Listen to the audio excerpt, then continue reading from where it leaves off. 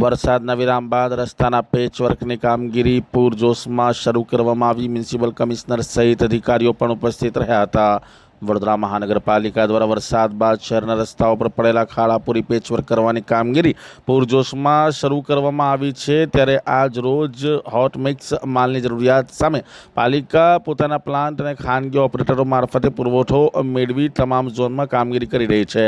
રસ્તા નિર્માણ સમયે અધિકારીઓ અને કોન્ટ્રાક્ટરના પ્રતિનિધિઓની હાજરી ફરજિયાત બનાવાઈ છે તથા બેદરકારી સામે કડક કાર્યવાહીની પણ ચીમકી અપાઈ છે। કામગીરી દરમિયાન નાગરિકો અને શ્રમિકોની સુરક્ષા માટે બેરિકેડિંગ કરવા સૂચના અપાઈ છે। લાંબા ગાળાના ટકાઉ સોલ્યુશન અને ટેકનિકલ ડિઝાઇન માટે કન્સલ્ટન્ટ્સ રોકવામાં આવ્યા છે। ચોમાસા પછી મોટા રસ્તાઓનું કામ હાથ ધરાશે, તેથી તંત્રએ નાગરિકોને ધીરજ રાખવા અપીલ કરી છે। આજે કામગીરી ચાલી રહી હતી તે કામગીરીમાં વડોદરા મહાનગરપાલિકાના મ્યુનિસિપલ કમિશનર અરુણ મહેશ બાબુ પણ ઉપસ્થિત રહ્યા હતા અને સાથે અધિકારીઓને પણ ઉપસ્થિત રાખવામાં આવ્યા હતા અને આ કામગીરી કરવામાં આવી હતી।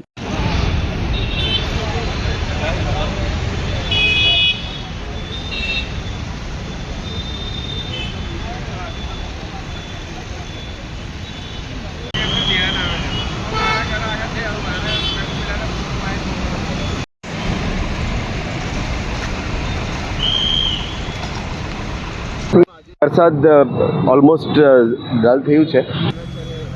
હોટ મિક્સ પ્લાન્ટનું પણ વિઝિટ લેવાના છે। આશા રાખી કે જ્યારે ડ્રાય સ્પેલ મળે અમે મેક્સિમમ પેચ વર્ક એનું કરવાનું નક્કી કરીશું।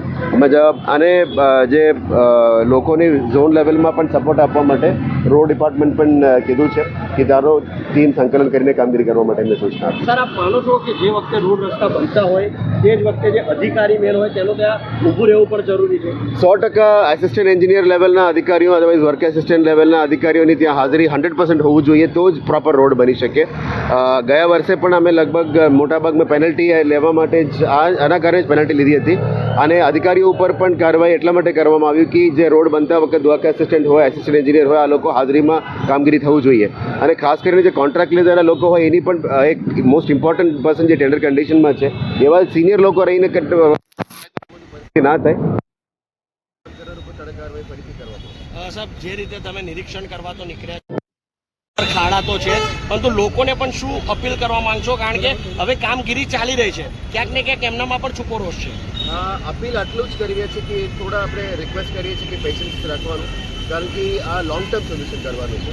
લગભગ 3000+ રનિંગ કિલોમીટરનું કામ જે અત્યારે લગભગ 10-15 વર્ષથી થયેલું હોય એમાં અમુક રોડ્સ ડીએલપીનું ટાઈમ લિમિટ પૂરું થઈ ગયા હોય, અમુક રોડ ડીએલપી લિમિટની હોય, અમુક રોડ ડીએલપી લિમિટની બહાર હોય। મોટાભાગમાં રોડમાં કંઈ ડેમેજ નથી, પણ તમામ રોડ જે ડીએલપી લિમિટ 5 વર્ષ પૂરું થઈ ગયા હોય ત્યાં તો ખાડાઓ છે જ, અને બાકીના જે નોન ડીએલપી રોડમાં પણ ખાડાઓ છે એને સુધારવા માટે આપણે સિસ્ટમ કરી રહ્યા છીએ।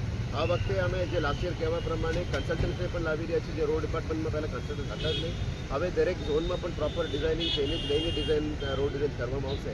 જે આડેધડ રોડ બનતો હતો હવે કન્સલ્ટન્સી વગર જે પ્રોપર મોનિટરિંગ વગર રોડ ચાલતું હતું, આ ઉપર થોડું કરવા માટે પણ નક્કી કર્યું છે કે અમે રિક્વેસ્ટ કરીએ છીએ કે આપ લોકો થોડું પેશન્સ રાખજો। જેટલું વહેલા થઈ શકે તમામ ખાડાઓ પણ કરવામાં આવશે અને જે મેજર રોડ્સ કરવાનું રહેશે એ ચોમાસા પછી અમે મેજર રોડ્સનું કામગીરી શરૂ કરીશું।